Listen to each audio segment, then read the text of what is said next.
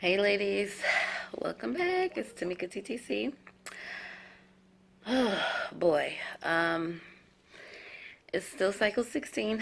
It's cycle day 5, I think. And we are, I believe, 16 days post IVF round 2 egg retrieval. So, I know this is going to make a lot of you mad. I still, still have not heard from my RE. Um, yeah, I don't know what's going on there. I don't know. I don't know what's going on. I'm gonna have to have a serious conversation with him about the level of communication this cycle. Especially since he appears to just be hoarding my information. I still have not received my day 5 embryo report from him. My PGS testing has come back. I validated that yesterday with the lab, although they couldn't tell me when it actually was delivered, but that the results had been delivered. I decided to give him all day yesterday to give me a call. He did not. So what did I do? I called the facility again. But I'm actually glad I called the facility because I got to talk to the embryologist and I got a lot of very good information from him. So, to start, how many of my 3 embryos came back normal? I will give you a couple seconds to guess.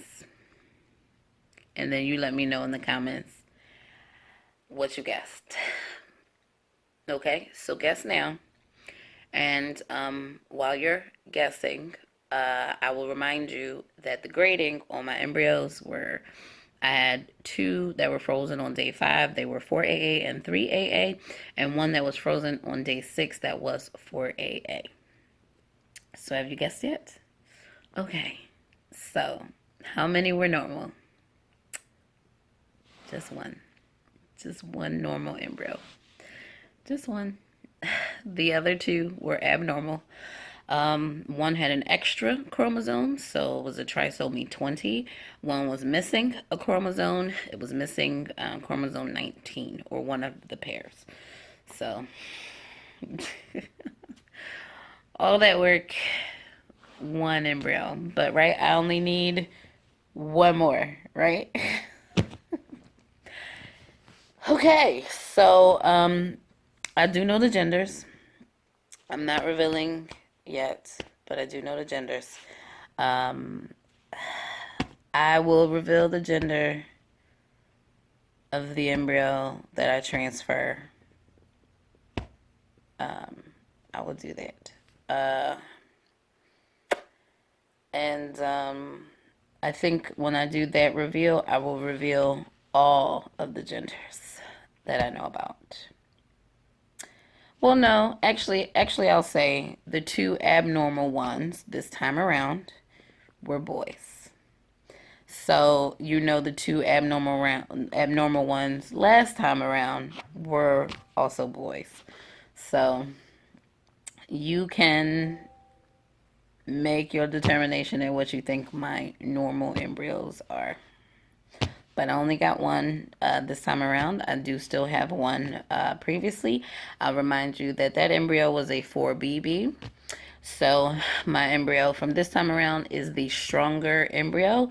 And actually the embryologist told me that the embryo that was a 4BB that was normal was actually a day 6. So the embryo that I have this time that is normal grew faster and is better graded than the embryo that I already have on ice. So when I go to transfer, it looks like it's going to be the one embryo that I have from this cycle that I'm going to put back first because that's the strongest one.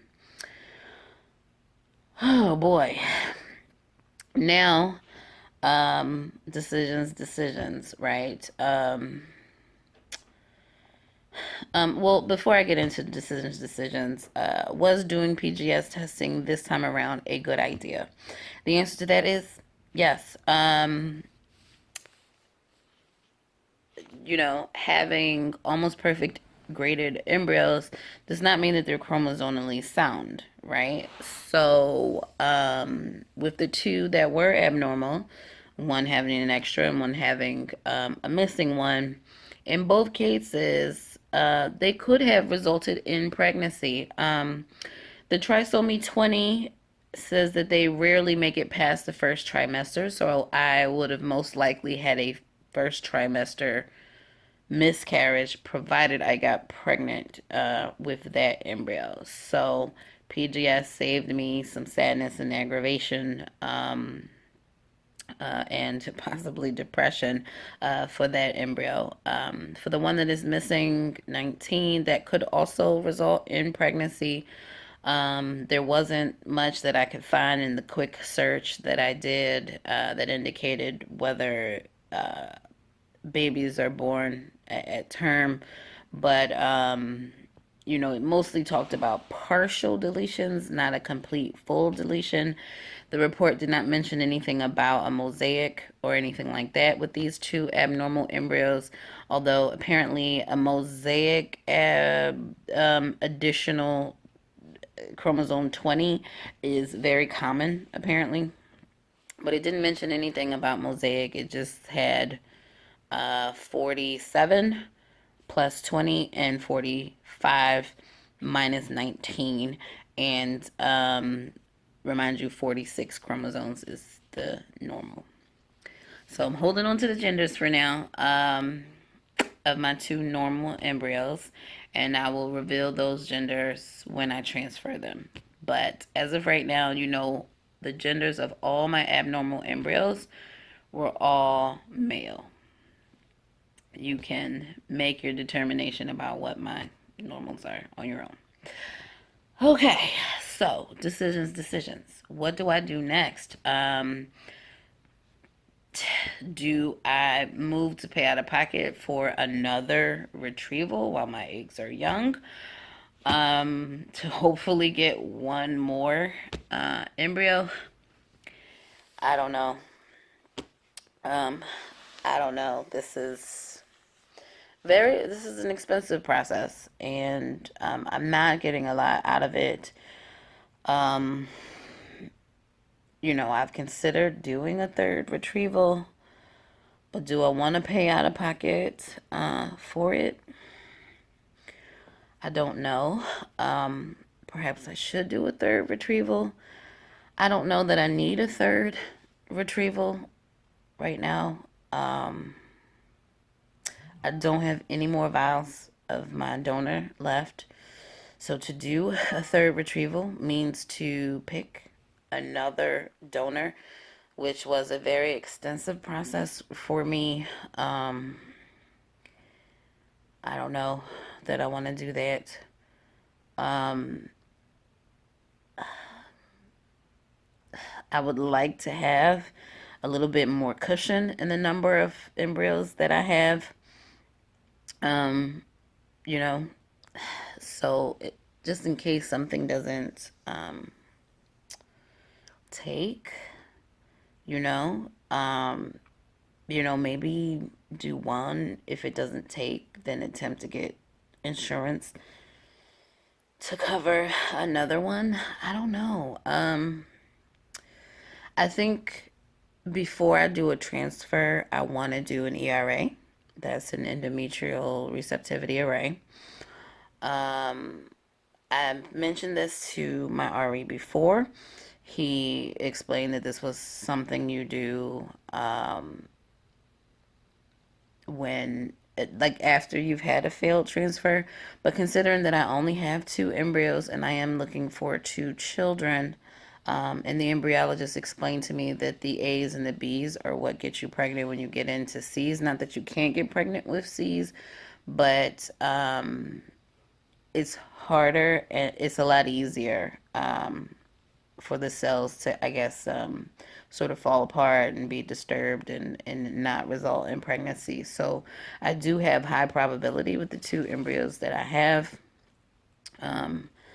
So it's kind of a hard decision whether to do another retrieval at this point or not. But I don't want to take any chances if I choose to not do another retrieval. I would rather do the ERA to make sure. I would rather do an ERA and find out that I didn't need it than attempt to transfer and find out that I did need an ERA to make sure that the protocol was straight. So, I mean, am I interested in poking myself with progesterone and oil when I'm not trying to put a baby in there just yet? No. But I will do it in an attempt to make sure I do everything that I possibly can to get these two embryos to stick. So there's that. So that requires a conversation with the RE.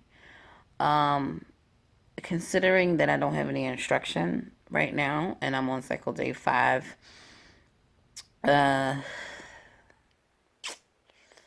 you know, maybe I need to call up the RE and, spark the conversation so we can start talking about this. I have a feeling that he doesn't plan on doing an FET this month at all. Definitely not in the cycle. I mean, nothing's going on with the cycle. His next IVF cycle was probably end of September. So I have time to do an ERA if I'm going to do one. That's something he can do in his office. So I don't know if insurance will pay for it. Maybe, maybe not. I don't know if there's any time to even get an authorization for one, or try to get an authorization for one. But you know, if that's gonna happen, then I probably need to be on like some estrogen, which I can probably get from a regular pharmacy. So I don't know. I don't know. My RE sort of being missing in action right now is just not helping at all.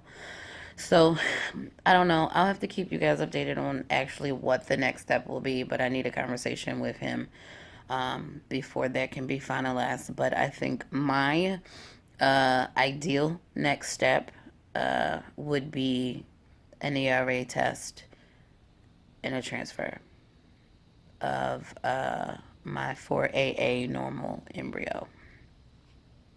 That would be my logical next step. And if that doesn't take an attempt to get an authorization for another retrieval, I think would be in order.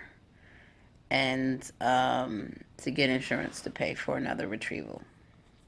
I think that's what we should do, and just try to withhold the information on this previous cycle, because they don't know what the outcome is. So what I did find out about my insurance is they're supposed to give me 4 in a year, and so far they've only given me 1. Pardon me. So appeal is still happening. Okay, appeal is still happening, but I mean, we'll see. We'll see. Okay. I got some interesting information from the embryologist. I talked in a previous video about watching the documentary Dream Babies, and there being some interesting studies regarding mitochondria. And he told me about a study. I forget who he said the study was through. I think out of Spain. And they were doing investigations on women who had normal embryos that still didn't result in pregnancy. And he mentioned the bacteria. They're doing studies because he brought up the ERA, and as far as I think that was the Spain study where they've done studies about the ERA and its ability to detect whether the protocol is necessary, whether a woman needs more or less in order to get an embryo to implant. So I think that was the Spain study. The other study he referred to had to do with bacteria, things that they're looking at. Nothing conclusive just yet, but what they're starting to find is that women who are low in lactobacillus bacteria, and there are many strains of lactobacillus bacteria, have a higher recurrency of miscarriage. So I find that very, very interesting. So I don't know. Lactobacillus is one of those strains, or there are multiple strains of lactobacillus, but that's one of those good bacteria that help fight off yeast. Um, you can you'll find it in women's probiotics. You'll find multiple strains of lactobacillus in women's probiotics. There's also like an acidophilus, so that is one strain of lactobacillus, or I think it's a blend of lactobacillus as well, that can also be used to fight off yeast and all of that. So I guess if you're suffering from miscarriage, it might be a good idea to pick up a probiotic supplement, a women's probiotic supplement, and to get some more lactobacillus in your environment to make that healthier for pregnancy. I don't know. It's not conclusive, but sounded like the study was going that way. Now I've been taking a probiotic. I also do an additional lactobacillus during my stem cycle because of the antibiotics that we get during the stem process can lower that good it lowers the bad bacteria, but it also lowers the good bacteria and can result in having yeast infections. So to thwart that off, and I was able to thwart that off this second round. So the first round I did manage to catch a slight case of yeast infection behind the methylprednisolone in my first IVF stem cycle. But in the second IVF stem cycle, I took the additional acidophilus in addition to my probiotic, and I had no yeast this time around. So, I don't know if any of that helped in the grading of my eggs. I don't know, but this was more of a study on, miscarriages. And now I've never had a miscarriage. I haven't suffered from one. Um, but apparently, that's not a bad supplement to add, if you're trying to increase success here. And, nothing beats a good probiotic, right? So, um, I don't know, just little bits of information that I keep getting. One other thing that I want to add here is I got the information from the embryologist, and as I got off the phone with the embryologist, I looked out my window because there was a bird. There's typically birds, different kinds of birds, doves, and whatnot that kind of hang out outside the bedroom window because I was in my bedroom, and it was a cardinal.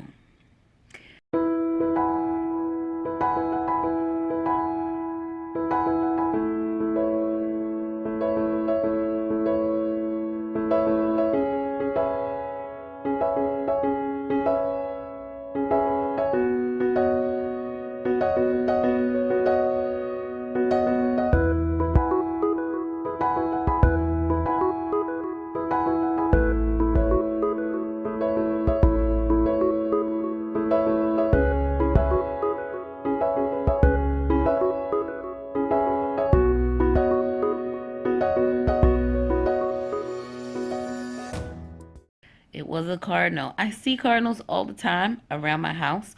I have not seen any cardinals in a long time. And I thought it was just, um, it was very emotional for me to see a cardinal at this particular moment. Um, Getting the one embryo, getting the news about the one embryo, having that discussion with the embryologist, and then turning and looking out my window and seeing a cardinal. There's a bush right outside of my bedroom window, and the cardinal was just kind of on the branch. It's like a spearing bush. It's like a azalea bush, and it was just sitting on the branch and sort of just looking in the window. And he sat there. You know, he was sort of flying around a little bit, which is why I noticed him. Um, but he wasn't like bright red. So I think this was a female cardinal because the males are bright red, but this one was sort of like a dull dark red. So I think it was a female cardinal, but definitely a cardinal. And just kind of hung out on the branch, and I just stared at it and just sort of smiled because, in case you didn't know, when you see cardinals, that is typically a sign of someone who has passed away that is visiting you, depending on whether you believe in that kind of thing.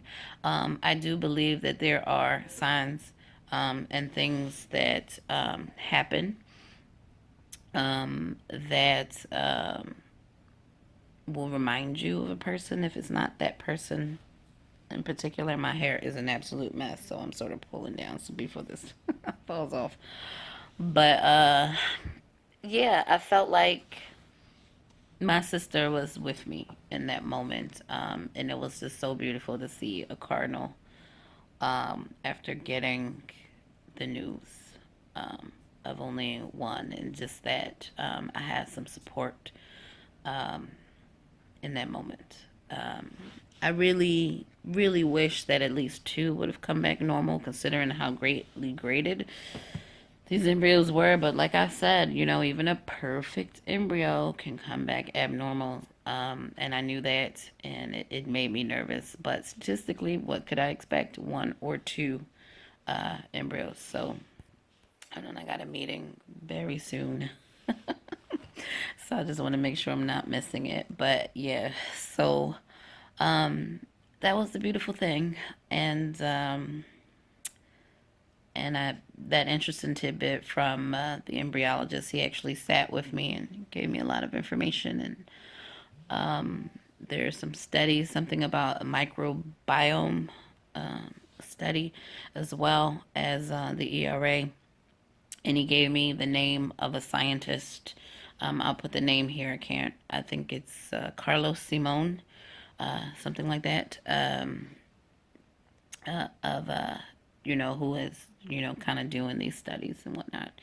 So you know, it's all just very fascinating. And I tell people all the time, I know way more than I ever wanted to know about making a baby. Way more than I ever wanted to know, but I have a extreme appreciation for what it takes to make said babies. So um, there we have it. I do want to give a shout out to all the new subscribers. I'm over 400 subscribers now. So hello, welcome all the new folks who have been joining. Thank you for coming along on this crazy ride with my crazy RE. And I want to thank a lot of you ladies for a lot of the support that I've been getting on the recent videos, especially with all the drama that I've been going through, the support, the prayers. For those of you who've contacted me on Instagram, who've contacted me on YouTube, who've left comments, thank you. Thank you. This was hard. This cycle was very hard. And I'm not through the hard parts because I don't know what the heck is going on with my RE and why the information is not so forthcoming. I really have to have a conversation with him about that. There is still a fight with the insurance about this last cycle and who eventually is going to be paying for it, whether it will be me or whether it will be them. Um, my RE and his lack of communication this cycle around, I don't know what that's about. We'll just have to have that conversation with him. But I just want to thank you all for being there with me in spirit. Even though I know the videos are coming out late and I'm sort of already through these parts by the time you get through it, but like all the prayers and all the good vibes and everything that you guys are sending me this cycle, thank you, thank you, thank you. Um, it's just been really hard. And I was saying yesterday, having not gotten any information regarding my PGS testing, and I was expecting it yesterday, how just I'm not even angry anymore. I really just feel numb. I kind of care about getting the information and then not caring at the same time. It's like it's completely out of my hands when this information will show up for me, when the RE will actually decide to call me and we can have this conversation. It's completely out of my hands. So, I don't know. It's just been really hard. And I have thrown up my hands and I have given it to God for whatever to happen, because I cannot continue to be stressed out about this. And considering that I'm dieting for my transfer, um, that makes things that much harder. I can't even eat what I want to eat. And I'm going through this at the same time, so it just makes it that much harder. But I am sticking to my diet. Thank goodness I haven't had any cravings for like bad stuff. Um, and I I'm gonna wrap this up because it's already almost a half hour and I have a meeting in 5 minutes. But I started my weight loss, back on the weight loss journey bit at 248, I think, point 6. As of this morning, I was 238.2, I believe. 238 or 237.6, something like that. I don't know. I didn't record it. I'm just making sure that I'm still losing, um, because I'm, doing the keto thing and my glucose has not exactly been normal in the morning. So, still trying to figure that out. So, anyway, I'm going to say goodbye. This video is, it's been long enough, but, thank you again. Thank you to the new subscribers. Thank you for the subscribers who've been with me since day one. Thank you for everyone who's been giving me all the love and good vibes and baby dust and prayers. Prayers. I need a lot of prayers. And prayers. Just thank you, thank you. I am blessed, incredibly blessed, to have the one embryo that did make it. So I do at least have my one and a sibling. Can't be mad at that, right? That is what I asked for, one and a sibling. Um, you know, it would be great if one of them were a girl, at least. Um, and you know, I have what I have. I don't know if any of them will take, so that's why it's all still kind of up in the air, right? Maybe I'll end up doing a third retrieval. Maybe I won't need a third retrieval. I'm hoping to get pregnant twice and let that be that, you know? And I want to avoid another retrieval because they are hard. They are hard. And I want to avoid another one if I can. I would love to, but I don't know if I can. So I want to make the best out of what I have, and just be grateful for what I have. And I look forward to being a mom. I look forward to being a mom. And I do want to thank that nice, cute little cardinal for coming and visiting me at the window and let me know that my sister is here with me in spirit, and that she's with me no matter what. She is with me. I am with her. She is always in my heart. So, okay, I'm getting emotional, and I can't be emotional 3 minutes before a meeting. But yeah. So, sticky baby dust to all those TTC. I will catch you guys in the next video. Bye.